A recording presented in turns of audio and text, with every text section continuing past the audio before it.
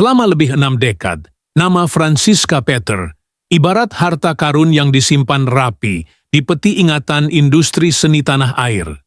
Dalam senyapnya, beliau tetap menjadi lambang keanggunan dan kekuatan yang tidak pernah dipertikaikan. Namun, selama 63 tahun, Franziska memilih diam. Diam yang menyimpan pelbagai luka, kenangan, dan bebanan hidup yang tak pernah dikongsi secara terbuka. Hari ini, suara emas itu kembali bergema, bukan hanya melalui lagu, tetapi melalui kisah hidup yang begitu menyentuh dan penuh ketulusan. Dan apabila beliau membuka mulut, dunia terdiam. Satu kebenaran yang tidak dapat dielakkan kini menuntut perhatian. Tubuhnya semakin hari semakin lemah, dilanda penyakit demi penyakit yang menghimpit dirinya perlahan-lahan. Franziska memilih satu pentas yang tidak dijangka untuk memecah kesunyian itu. Sebuah sesi forum seni dan warisan di Kuala Lumpur, di hadapan sekumpulan pencinta seni dari pelbagai generasi. Beliau muncul dengan langkah perlahan, dibantu tongkat kecil yang digenggam erat. Wajahnya masih menyimpan aura diva, tetapi tatapan matanya menyampaikan sesuatu yang lebih dalam, kisah yang belum pernah diceritakan, kesakitan yang tidak pernah dikongsi. Disinilah, di bawah cahaya lembut pentas kayu yang berusia, Franziska Peter, wanita yang pernah menggoncang industri musik Malaysia dengan lagu-lagu malar segar seperti Sekadar di Pinggiran, berdiri untuk mendedahkan isi hatinya. Saya tidak pernah diam kerana lupa, katanya, suara yang masih merdu, walaupun ditarik oleh usia. Saya diam kerana saya tidak tahu bagaimana untuk terus bercakap apabila tubuh saya tidak lagi mampu menari mengikut rentak dunia. Beliau memulakan dengan cerita tentang zaman awal kemunculannya, ketika menjadi satu-satunya penyanyi wanita bukan Melayu yang berjaya menembusi industri musik arus perdana Malaysia. Waktu itu, cabarannya bukan sekadar untuk bertahan, tetapi untuk wujud. Franziska bercerita tentang bagaimana dia sering dipinggirkan dalam pencalonan anugerah, bagaimana dia dipertikaikan kerana warna kulit dan kepercayaannya, dan bagaimana setiap lagu yang dinyanyikan perlu dibuktikan 2 kali lebih layak berbanding pesaing lain. Namun, beliau tetap berdiri. Beliau tetap menyanyi. Lagu-lagu saya bukan sekadar muzik. Ia adalah jeritan yang tidak pernah didengari dengan betul, ujar beliau sambil menahan sebak. Hadirin sunyi, tidak seorang pun berani mencelah. Kemudian beliau membuka cerita tentang penyakit-penyakit yang kini melingkari tubuhnya. Darah tinggi, masalah buah pinggang yang memerlukan rawatan berkala, dan keradangan sendi kronik yang menjadikan setiap langkahnya satu perjuangan. Tubuh saya kini menjadi teater kepada pelbagai penderitaan, katanya sambil tersenyum pahit. Namun anehnya, dalam tubuh yang rapuh ini, jiwa saya semakin kuat. Apa yang menjadikan momen itu begitu luar biasa, ialah cara Franziska tidak meminta simpati. Beliau tidak meratap, tidak mengeluh. Sebaliknya, beliau memuliakan setiap luka sebagai tanda perjuangan. Setiap parut di tubuhnya adalah bukti bahwa dia telah melawan dan sedang terus melawan. Suaranya yang dahulu hanya menyampaikan lagu, kini menjadi suara bagi mereka yang memilih untuk diam kerana takut dinilai, takut diketepikan, atau takut dianggap lemah. Beliau menceritakan tentang malam-malam sepi di rumah kecilnya di pinggir ibu kota, di mana satu-satunya peneman ialah rekod-rekod lama dan album-album yang pernah menjulang namanya ke puncak. Kadang-kadang beliau duduk di hadapan cermin selama berjam-jam, bertanya pada bayangan sendiri, "Apa lagi yang kau mahu dari dunia ini, Franziska?" Dan setiap kali, jawabnya tetap sama.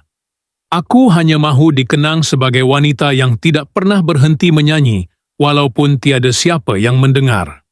Perkongsian beliau malam itu menjadi lebih emosional apabila menyentuh soal persahabatan yang hancur, cinta yang tak kesampaian, dan impian-impian yang ditelan waktu. Namun dalam semua kehilangan itu, Franziska menemukan semula dirinya. Kadangkala kita perlu menjadi sangat sunyi untuk akhirnya benar-benar mendengar suara hati sendiri, katanya, membuatkan ramai hadirin menitiskan air mata. Pentas malam itu bukan sekadar ruang persembahan. Ia menjadi medan suci bagi seorang legenda mempersembahkan kebenaran yang lebih tinggi daripada sebarang anugerah atau gelaran. Franziska Petter bukan hanya seorang penyanyi. Beliau adalah penjaga warisan emosi bangsa, pemegang obor kesetiaan kepada seni yang tidak pernah lekang oleh masa. Dan walaupun tubuhnya semakin dimamah penyakit, semangatnya menyala lebih terang dari sebelumnya. Franziska kini tidak lagi hanya ingin dikenang karena suara emasnya. Beliau mahu dikenang sebagai seorang wanita yang telah melalui segalanya, kesunyian, penolakan, penyakit, kehilangan, dan masih berdiri untuk berkongsi, untuk memberi kekuatan, untuk menyentuh hati manusia. Suatu ketika dahulu, beliau menyanyi untuk memenangi hati pendengar. Hari ini, dia bersuara untuk menyelamatkan jiwanya sendiri. Dan dalam usaha itu, kita semua menjadi saksi kepada keindahan terakhir seorang legenda yang tidak pernah benar-benar menghilang. Di balik mikrofon yang terletak di hadapannya malam itu, ada sehelai kertas kecil yang digenggam erat oleh Franziska. Kertas lusuh itu bukan sekadar nota, tetapi helaian tulisan tangan dari tahun 1984. Tahun dia mencatat sendiri lirik lagu Diriku Terbelenggu, dengan dakwat biru yang kini hampir pudar.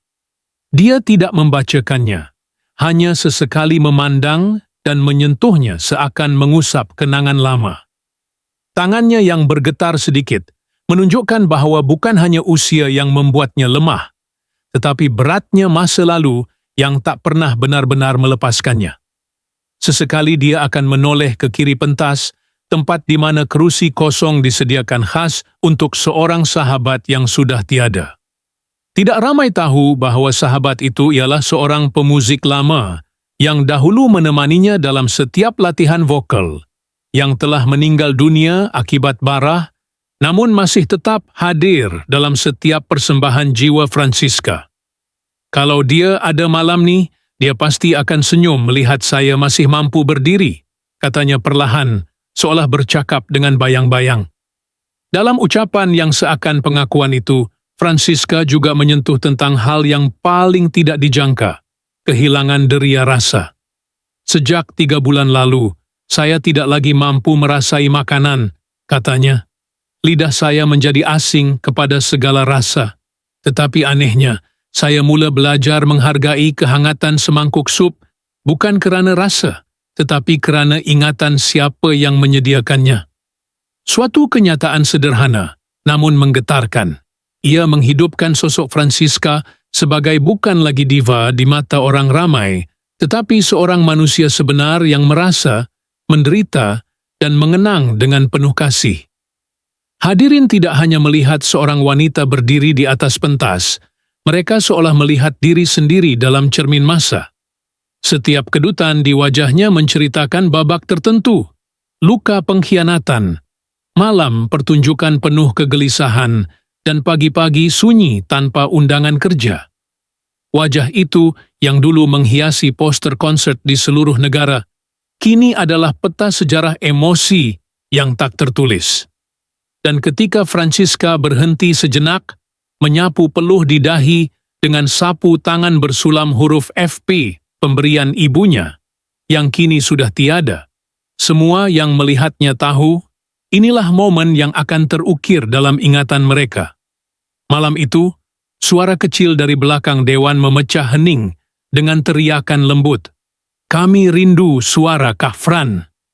Dan seolah mendapat restu dari langit, Franziska tersenyum, lalu menyanyi perlahan bait lagu yang pernah menjulang namanya.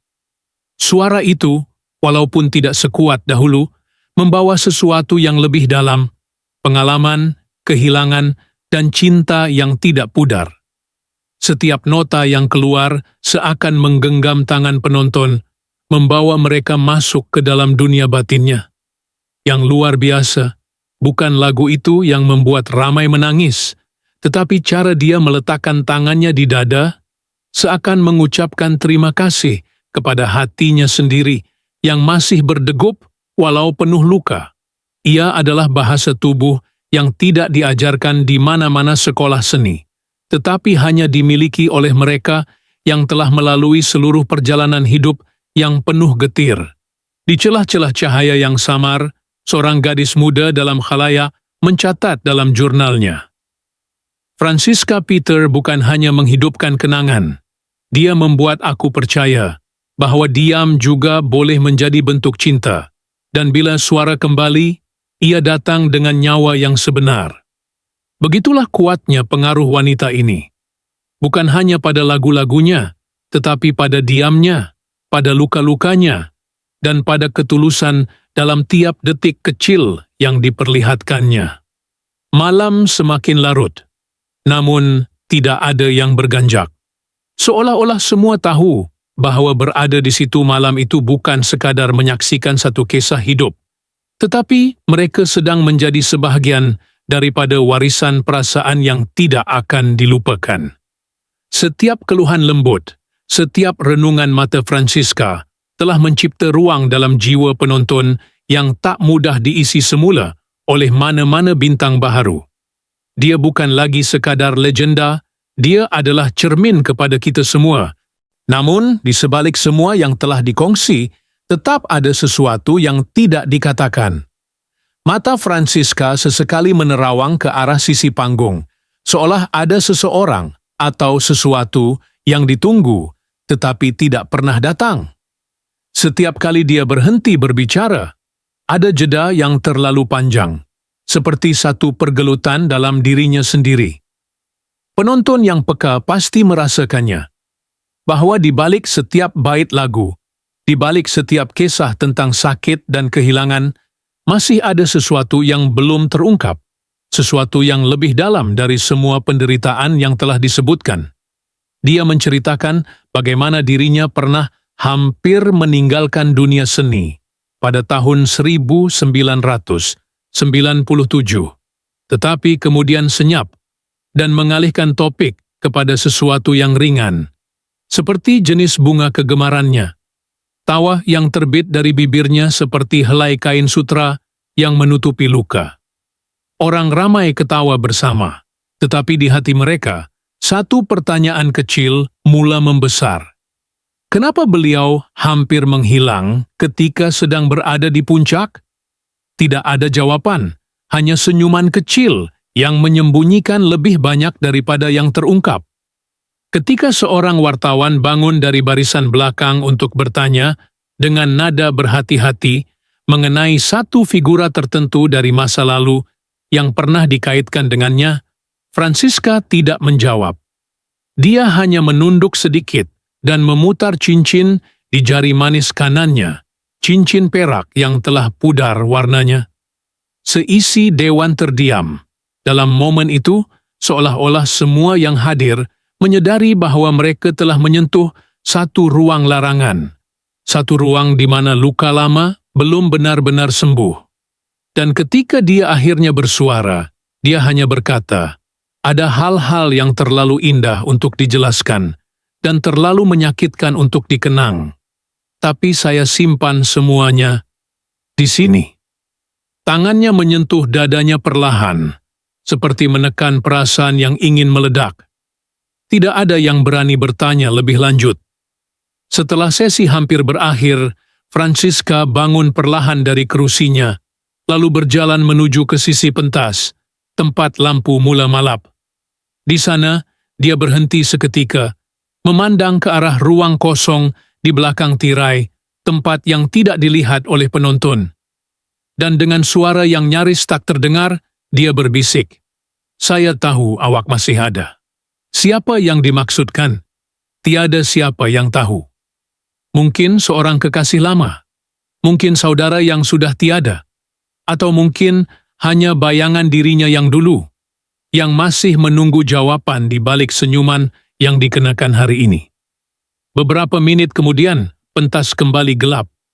Tiada ucapan penutup, tiada tepukan gemuruh.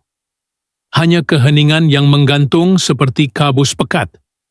Penonton keluar perlahan-lahan, seolah takut meninggalkan sesuatu di belakang.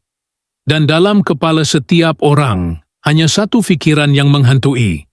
Apa yang sebenarnya berlaku kepada Francisca sepanjang 63 tahun itu? Mereka tidak mendapat semua jawapan, hanya serpihan kisah. Dan itu sudah cukup untuk membuat mereka mahu kembali. Mahu tahu lebih lagi. Mahu menyelami lebih dalam jiwa seorang wanita yang belum benar-benar menceritakan segalanya. Beberapa hari selepas malam itu, sebuah klip rakaman berdurasi 17 menit muncul di laman sosial. Dirakam bukan oleh kru produksi, tetapi oleh seorang penonton tua yang duduk di barisan paling belakang. Rakaman itu kabur, goyah, dengan suara yang sesekali diredam oleh bunyi pernafasan si perakam sendiri. Namun pada menit ke-12, sesuatu terjadi. Francisca sedang duduk bersendirian di atas bangku kecil di tengah pentas, memejamkan mata dan menyanyi satu lagu yang tidak ada dalam mana-mana album rasmi. Melodi itu sederhana, liriknya terputus-putus seperti puisi yang belum selesai. Dalam bait terakhir, dia hanya menyebut satu baris. Dan jika aku tiada esok, ingatlah malam ini seperti ia tak pernah berlaku. Tiada siapa tahu lagu itu milik siapa. Ada yang menganggap ia nukilan terakhirnya. Ada pula yang percaya ia adalah lagu kenangan yang pernah dinyanyikan hanya sekali di sebuah rumah lama di Ipoh tahun 1973. Versi asal yang tidak pernah direkam, hanya hidup dalam ingatan seorang lelaki yang kini entah di mana. Wartawan hiburan mula menggali. Muncul semula gambar-gambar lama. Francisca berdiri bersama seorang lelaki misteri berbaju hitam di pelabuhan kecil Teluk Intan pada suatu senja tak bernama. Tiada keterangan gambar, tiada pengesahan siapa lelaki itu. Hanya pandangan matanya yang dalam dan samar, seolah menyimpan lebih banyak cerita daripada yang sempat diceritakan oleh lensa. Di satu sudut kafe sunyi, seorang pemuda membuka surat khabar lama, bertarikh 1989. Tajuk kecil di bawah kolom hiburan menyebut, Francisca Peter tarik diri saat akhir dari konsert amal, sebab pribadi tidak dijelaskan. Dia membaca berulang kali. Apa yang berlaku sebenarnya malam itu? Apa yang begitu pribadi hingga membuat seorang bintang besar berundur tanpa kata? Adakah ini berkait dengan diamnya selama puluhan tahun? Kini, ketika nama Francisca kembali disebut, bukan hanya sebagai penyanyi legenda, tetapi sebagai enigma, seseorang yang pernah bersinar terang, lalu memilih untuk menyusut ke dalam bayang-bayang tanpa meminta simpati. Orang ramai mula melihat semula lirik-lirik lamanya, membaca di antara baris-baris, mencari petunjuk. Seolah dalam setiap lagu yang pernah mereka nyanyikan bersama, tersimpan kod rahsia tentang siapa dia sebenarnya, tentang apa yang tidak pernah dikatakannya. Dan anehnya, walaupun tiada jawapan jelas, tiada kenyataan rasmi, tiada dokumentari penuh yang dapat merungkai semua, orang ramai tidak berasa kecewa. Malah, mereka merasa dihargai kerana telah diberi hak untuk bertanya, untuk menafsir, dan untuk menyimpan sendiri satu versi cerita yang mereka pilih untuk percaya. Mungkin itu yang Francisca mahu sejak awal, bukan untuk menjelaskan, tetapi untuk mengajak kita semua menjadi sebahagian daripada kisahnya, walaupun hanya melalui secebis rasa.